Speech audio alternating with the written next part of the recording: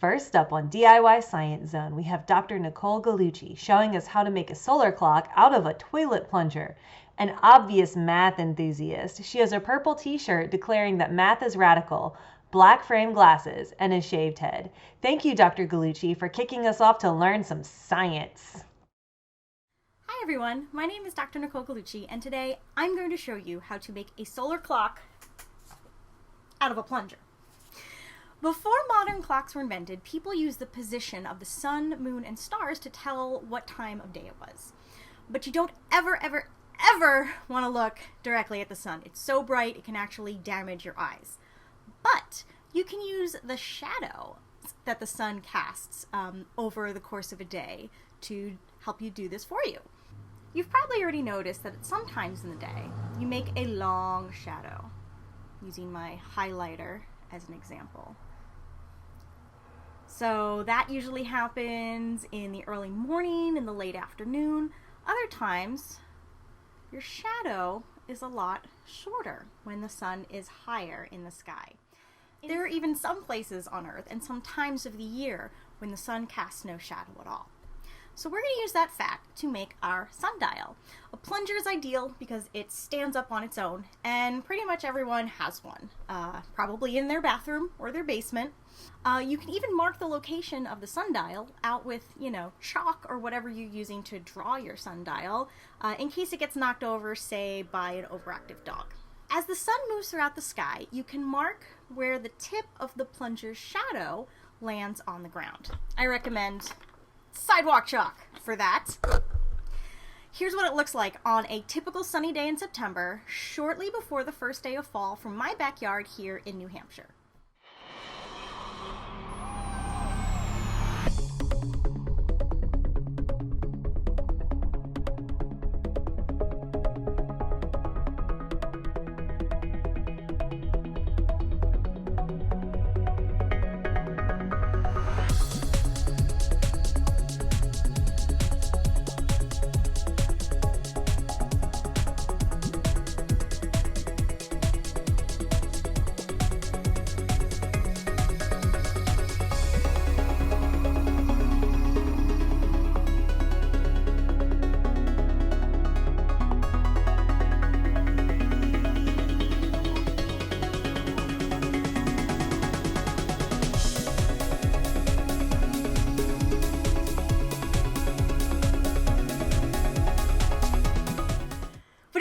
Every day, or at least every sunny day, you would see this pattern shift and change a bit because the sun will be overall higher in the sky in the summer and a lot lower in the sky during days in the winter. When the sun's lower, you're going to get those longer shadows. Since when I made this video, it was near the fall equinox. That is one of the 2 days when the sun rises directly in the east and sets directly in the west. It makes almost a straight line across that patio.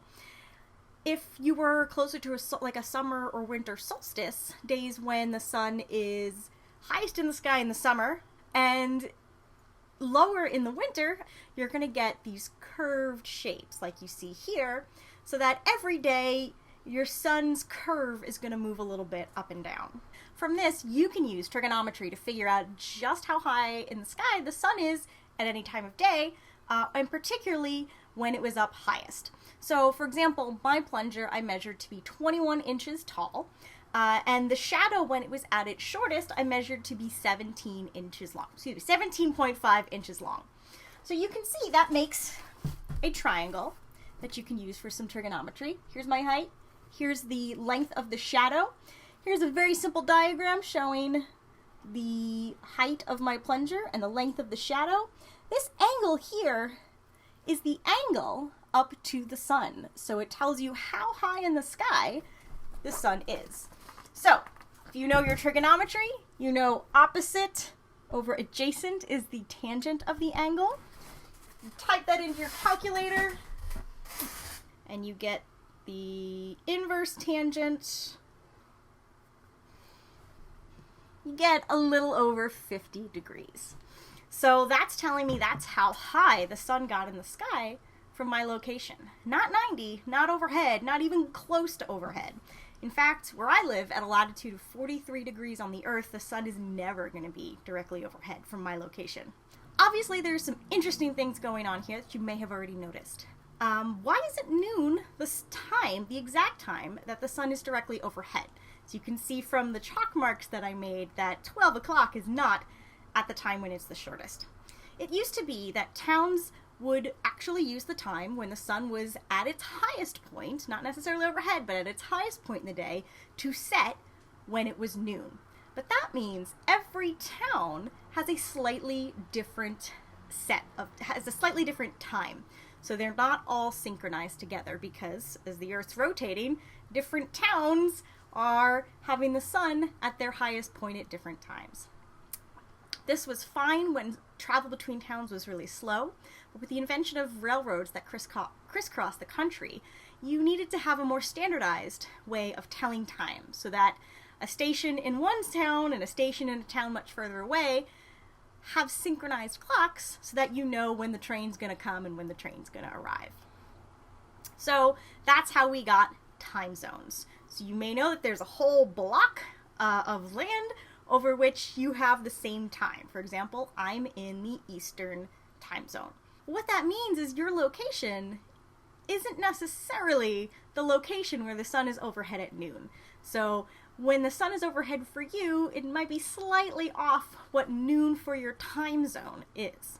On top of that, being that it's summer, we have daylight savings. That means that we've adjusted the clocks 1 hour, so you have to take that into account too. There's a lot more to explore here about the sun's motion through the sky over the course of a day, over the course of a year, or from different locations on Earth. But this is just a good way to get you started. If you really want to tell time like an ancient, you might make a little sundial for yourself. Here is one such sundial. You can kind of go on the internet and look for free patterns where you can cut out a paper sundial, fold it, tape it, put it on a sturdy backing. And what you see is that you've got this wedge here that as the sun changes its position through the sky, that wedge's shadow is going to hit different parts on this clock. So here's what it looks like over the course of a day. Now this works if you carefully point it towards the North Pole if you're in the Northern Hemisphere, or if you're in the Southern Hemisphere towards the South Pole.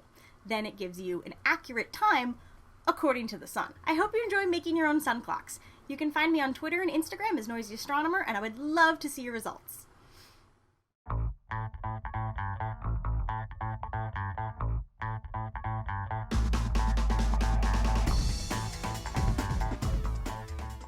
It's time to get some insect knowledge up in this joint. The following presentations feature the bug chicks, Christy and Jessica. Christy has long blonde hair and Jessica has long brown hair. They'll bring us all the best bug knowledge. Is staying at home got you bugging? Let's traggle to a cave with Christy and Jessica. Stay tuned till the end for some cool arthropod cosplay ideas.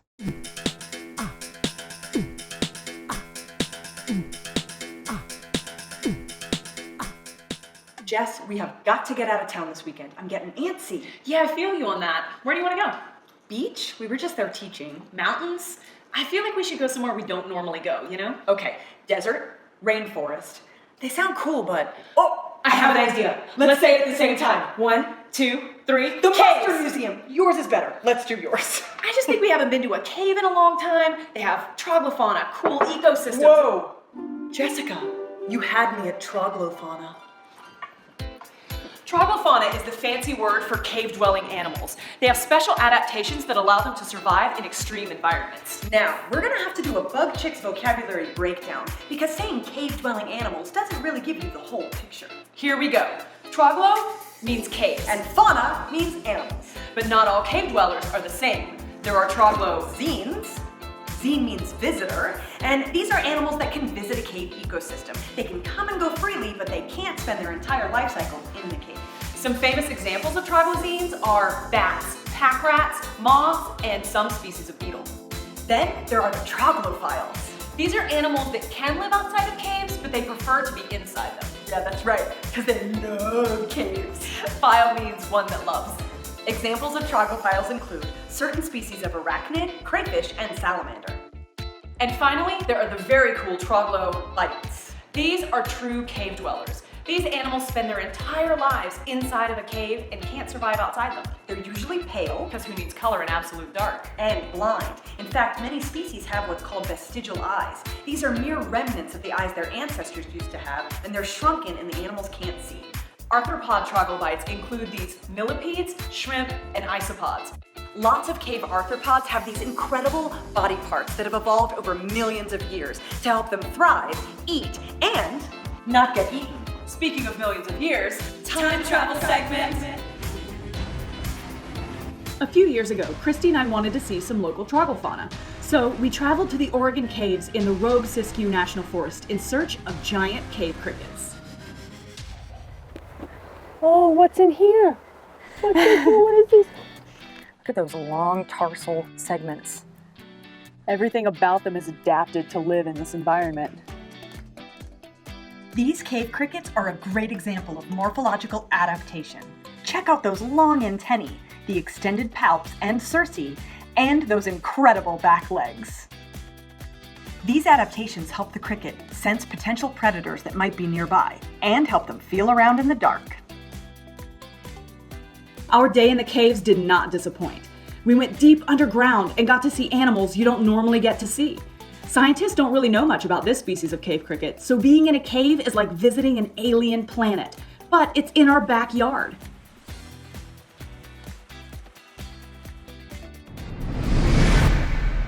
Oh, I miss those caves. I want to go back. I thought you might. So while that segment was playing, I whipped up some special costumes so that we can dress up like troglofauna, complete with morphological details that are going to help us survive. Cosplay! Can we go to a nearby cave? Can we try them out? Yes. Now, using the measurements of the cave crickets in the last segment, I extrapolated using our body length and figured out that our antennae should be about 8 feet long. All right. Now, Ooh, vestigial eyes? Yeah. Yeah, these are mine. okay, and then I'll take these that are super big to capture as much light in the dark cave as possible. Oh, oh, I almost forgot. Okay, our legs.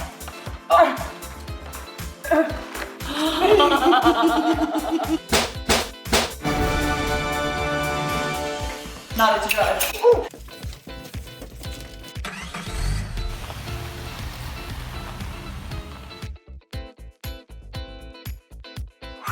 I forgot how chilly it can be in a cave. Ooh, I brought tea. You did? Yeah. Awesome. I brought a joke. Okay. What's a bug's favorite sport? I don't know what. Cricket.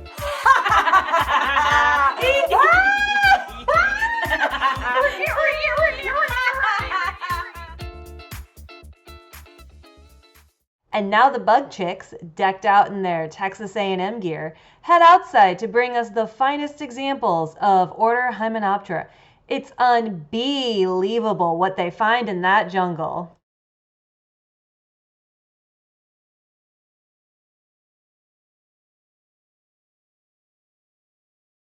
You think you know about ants, bees, and wasps, but you don't know. We are going to take you deep into the recesses of this order to show you some incredible biologies and diversity. We're gonna go deep into the jungle at night and show you prehistoric ants and parasitoid wasps. We're gonna be tireless in our pursuit of knowledge for you people. Welcome to the jungle!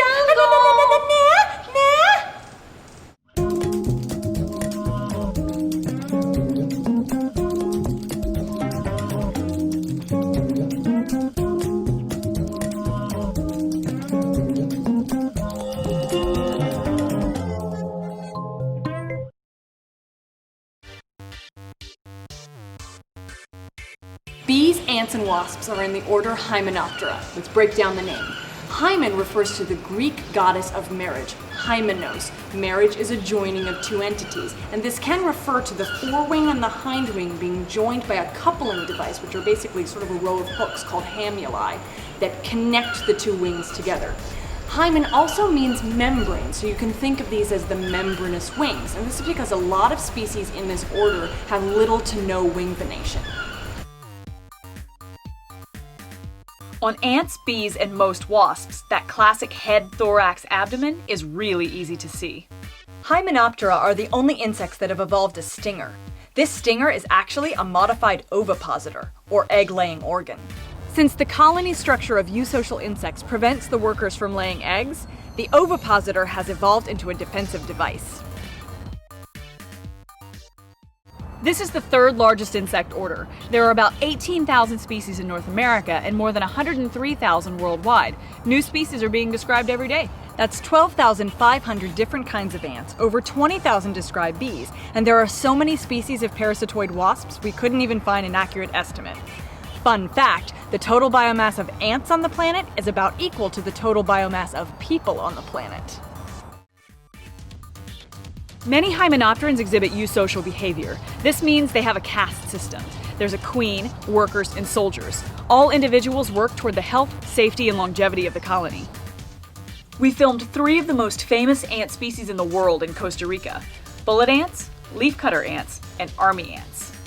We are sitting right next to a bullet ant nest. Bullet ants are Paraponera clavata, and they are infamous in the neotropics for their intense, brilliant pain of their sting. This is the nest right here. See this right here? I'm pointing my little stick at it. They build their nests out of soil at the base of trees, and they forage in the treetops and along the branches. And so every night that we've been out this week filming, we have seen bullet ants, and they're hard to miss. The workers are about an inch long. They are a shiny black with lots of hairs all over their bodies, huge mandibles. Now, that being said, we have filmed them inches from their faces. We filmed a bullet ant stinging repeatedly a large caterpillar and trying to drag it up a stem. It didn't bother us at all. And we haven't really found them to be aggressive. They haven't come at us as we're trying to film them, and we were very close to them. Right. Now, think about fire ants, just as an example. Oh, yeah. You step near a fire ant mound and they're all swarming, trying to come out and get you. Did you know that Hymenoptera were the first farmers?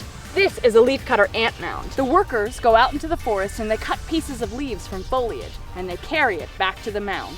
They don't eat the leaves though. They use the leaves to grow a fungus, and that fungus feeds the entire colony. Army ants have 2 phases, nomadic and stationary. They're most famous for their nomadic phase, where the entire huge colony goes marching through the forest on a raid. They carry their brood with them. Soldiers line the path and defend the workers. Filming these guys up close was nerve-wracking. Many wasps and bees live in hives and have a eusocial structure too. This tiny wasp was guarding her hive that was the size of a tangerine on the underside of a banana leaf. But some hymenopterans go it alone. Parasitoids are a great example of this. A parasitoid lays its eggs on or in a host, and throughout its development, it will eventually kill and eat the host. We found this pompilid wasp, also called a tarantula hunting wasp, searching for a spider host on the forest floor. Female parasitoid wasps in the family Braconidae use a combination of chemical scents to tell males that they're ready to mate. Males fan their wings in order to get a female to notice them. After mating, the female will use her long ovipositor to paralyze a host, like a caterpillar. She will lay her eggs on or in the host. Fertilized eggs will hatch into females. Unfertilized eggs will hatch into males. Hymenopterans go through complete metamorphosis. Eggs hatch into larvae, which then pupate into the adult form. In eusocial Hymenoptera, the eggs and larvae are cared for by the worker caste. Step 1, go to a place where there are flowers. Step 2, grab a Hymenopteran.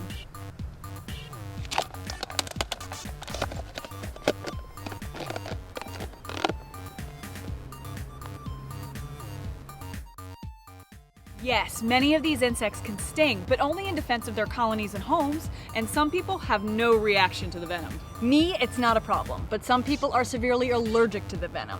Jess blows up like an itchy red hurt balloon when a Hymenopteran even looks at her. And it's all on a very individual basis, and allergies can develop over time, so even if you have no reaction now, that might change down the road. Now, when you people are around bees and wasps, the worst thing you can do is flail around like an idiot. I mean, I want to sting you when you do that just to get you away from me. And I bet you guys have been wondering when we're going to talk about honeybees. Well, human impact is the perfect section to do that in. Humans and honeybees share a relationship that goes back thousands of years. Today, beekeepers all over the world are stewards of these incredibly important creatures. There are about 100 crops that supply about 90% of the world's food. Bees pollinate 70% of them. You know, we made a video all about pollination and all the foods that would disappear without bees. Here's a clip. Without pollinators, carrots, cucumbers, zucchini, chili peppers, bell peppers, cauliflower, broccoli, Brussels sprouts, apples, oranges, lemons, papayas, mangoes, kiwi, coconut, tangerine, plums, raspberries, blueberries, blackberries, all the fixins on your burger, the tomato sauce on your pasta, cocoa and chocolate, vanilla and strawberry, your favorite foods, gone. And if that's not human impact, we don't know what is. We talked in the Coleoptera video about ancient Egypt and the scarab beetles, but honeybees were really important too. They are found in hieroglyphics, and honey was a food that was sacred, and its medicinal properties were well known even back then. In fact, pharaohs were embalmed with honey. But honey wasn't the only reason people revered bees. Beeswax is a product made from special glands on their abdomens. It allowed our ancestors to have light where there was none. Candles lit our homes and became essential in religious ceremonies. Many an important document was signed by the light of a candle. Where would we be without light to guide us? We have hymenopterans to thank for that.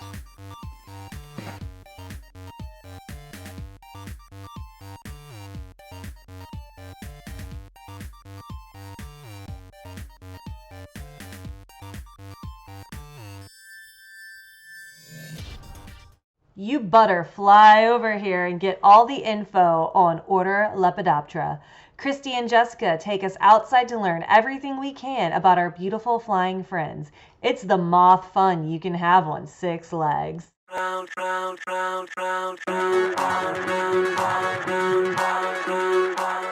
And now it's time for the shy supermodels of the insect world, the butterflies and the moths.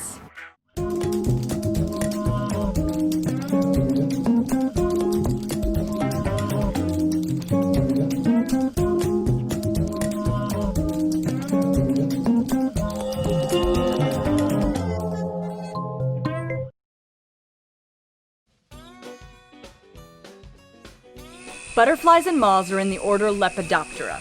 Lepido means scales in Greek, so these are the scale-winged. This refers to the tiny, iridescent scales that cover the bodies and wings of these animals. Under the microscope, they look like layered fish scales, but they're actually flattened hairs.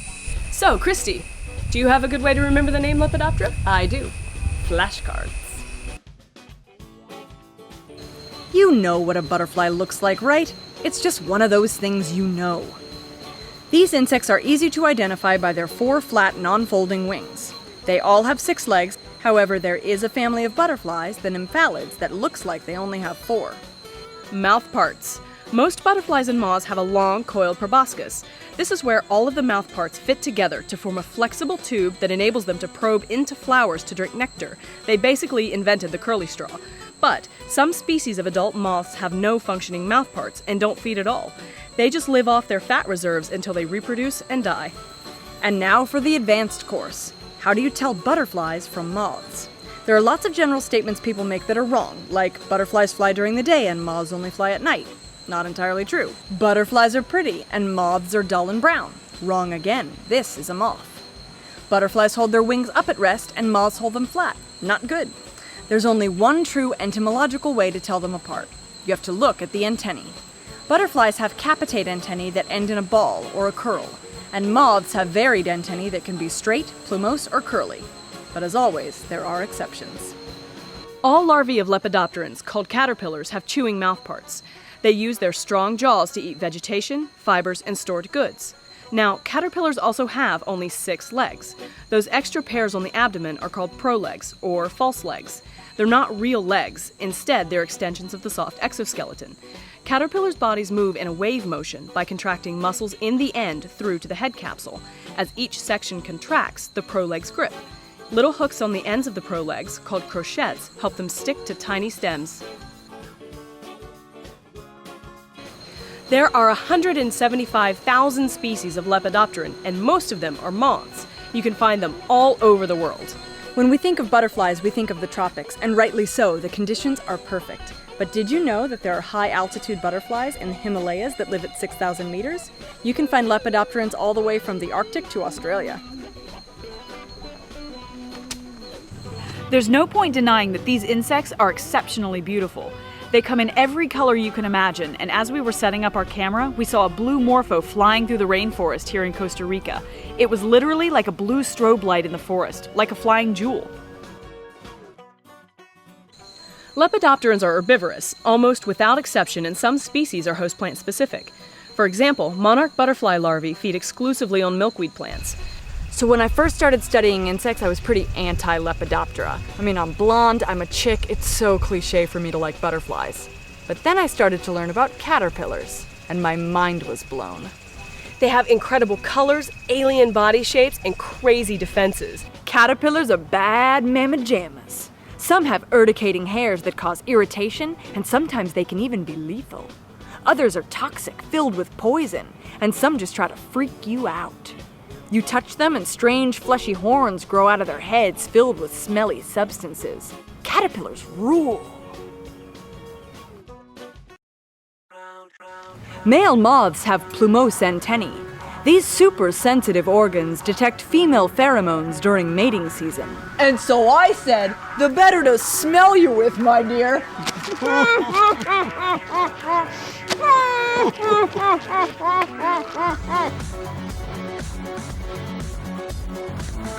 In fact, they can detect one molecule of female pheromone from 7 miles away. Finding the female isn't an easy task, though. They've got to fight changing wind, deal with losing the scent, and get to the female before other males do. Butterflies and moths undergo complete metamorphosis. Eggs hatch into caterpillars, which then pupate into the adult form.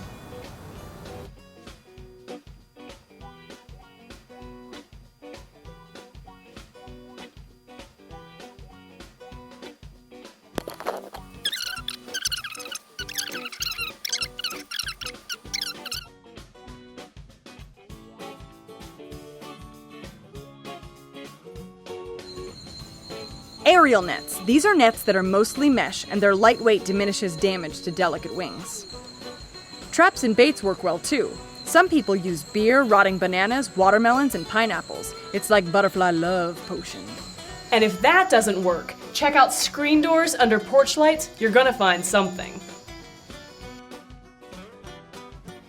It's hard to measure the impact these animals have because they're so pretty. Right? They're glittery and fluttery, and they're pollinators, so they help pretty plants and flowers grow. Oh my gosh, and when they land on flowers, it's like pretty on pretty, which is like pretty squared, and that equals happiness. On a more serious note, while adult lepidopterans have little to no negative impact, their larvae can be a nightmare. This is because caterpillars are eating machines. Some major pests include tomato hornworms, cabbage worms, and cotton bollworms. These larvae cost millions of dollars in agricultural losses each year.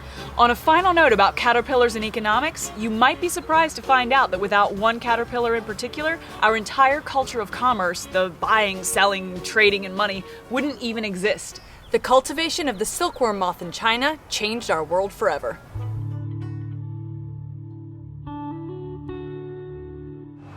Even though lots of moths create silk, only one species spins the kind of silk that we use for cloth, Bombyx morii. Sericulture, or the cultivation of the silkworm moth, originated here in China. Okay, we're not in China. We're at the Lansu Chinese Garden in Portland, Oregon. It's one of the best Chinese gardens in the country, but it really does look like we're in China, doesn't it? The history gets a little fuzzy because it was so long ago that it's now blended with mythology. But story goes, Lady Si Ling Shi was in the garden at her husband the emperor's behest because something was eating the mulberry leaves. She found some white larvae and then a cocoon fell into her hot tea and the silk unwound. This is how the secret of silk was found. And it was one of the most heavily guarded secrets in history. In fact, the Chinese kept it a secret for over 3,000 years. Silkworms eat only mulberry leaves. Once the silkworms pupate, the silk is slowly unwound. One cocoon can yield up to 900 meters, and it takes 5 strands of silk to create one thread, which is then woven into cloth. At first, only rulers were allowed to wear silk, and taxes were paid in grain and silk, but the secret was bound to get out. Now, there are a couple of theories about how this happened. One states that a Chinese princess smuggled eggs and pupae in her hair. Another that monks had hollow bamboo canes that they used to shove mulberry leaves and eggs and pupae out of the country. In any event, once the secret of silk was out, the world was forever changed. Silk became a kind of currency that was traded for other goods all over the world. The Silk Road was 4,000 miles of trade routes that connected the East with Africa and Europe. It basically started international commerce. Silks were traded along with expensive rare goods like jewels and teas and perfumes and spices. The big picture? The Silk Road was responsible for the spread of Buddhism from India to China, and the domestication of animals to carry goods really took off. In fact, it led to a less nomadic lifestyle because people started to settle along the trade route. Before the Silk Road, the West didn't even know China existed. All of this from a little moth. It's kind of mind-blowing. The Blackfoot Indians believed that dreams were brought to us on the wings of a butterfly as we slept. And butterflies might have gotten their common name because of the Old English belief that they were tiny little witches that stole bits of butter from the churn as they fluttered by. Not all myths are harmless, though. It's true. Jessica has a special story to share. See, Jess is originally from West Virginia, home of the Mothman. 1963, Point Pleasant, West Virginia. Population, not very many. Couple driving down the road, nighttime, sees a giant creature land in front of their car. Part man, part moth, glowing red eyes. Sounds crazy, but they told the whole town about it. Nobody believed them until everyone else started to see it too. Sightings became more and more frequent until finally, one cold day in December, the bridge spanning the Ohio River collapsed, killing nearly 50 people. Was he a harbinger of doom or a messenger of death? After the bridge collapsed, he was never seen nor heard from again.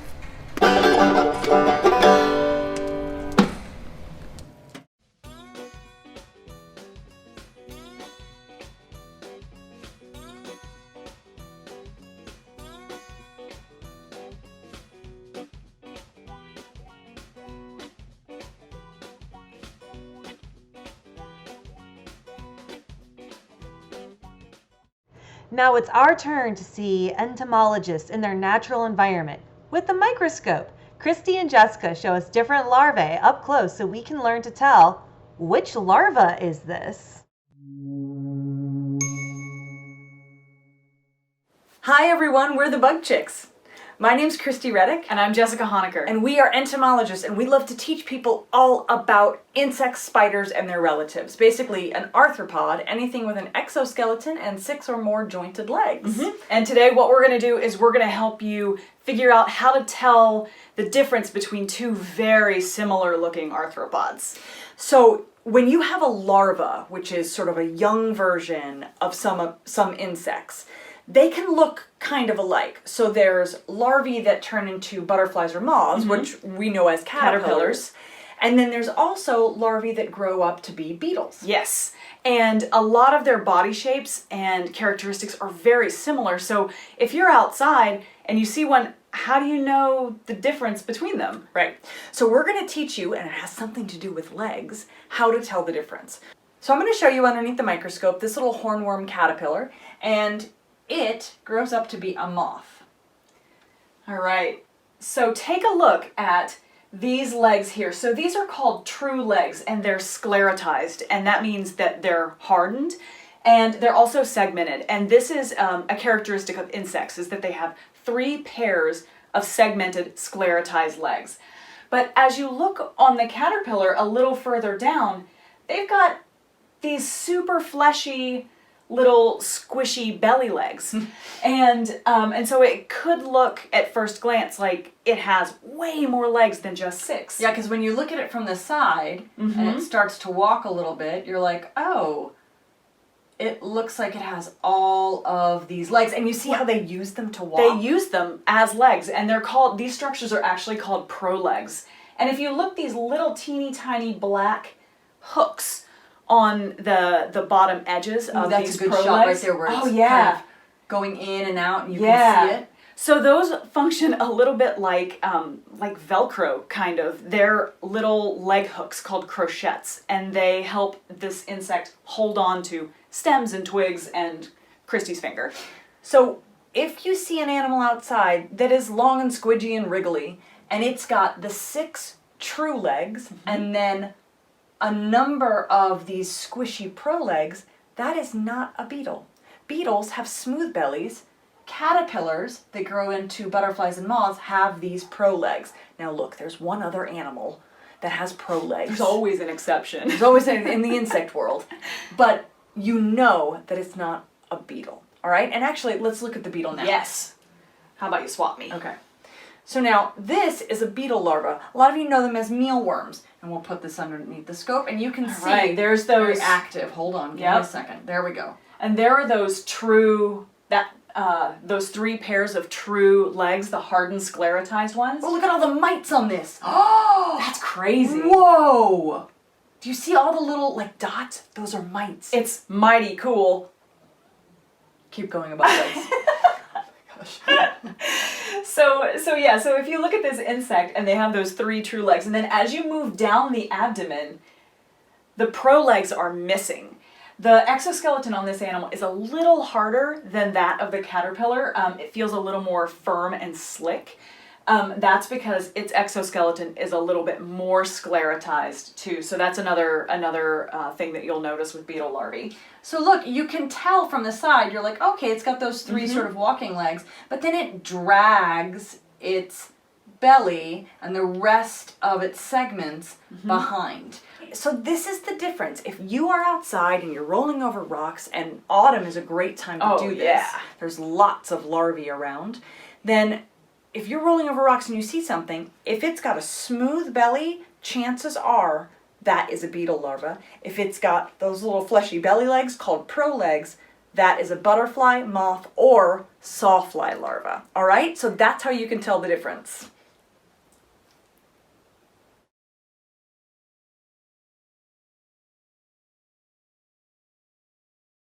Have all these awesome videos got you dying to bug out and go insect collecting? Us too! Now the Bug Chicks will show us how to make a beat sheet using everyday items found in your garage so we can all get out there and collect some bugs.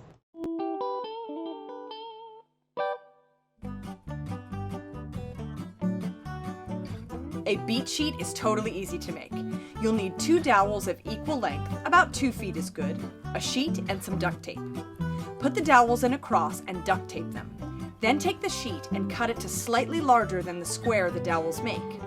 Flip the corners over the dowels and tape in place. Hold it up under some brushy shrubs and hit the plant a bit gently and see what you get.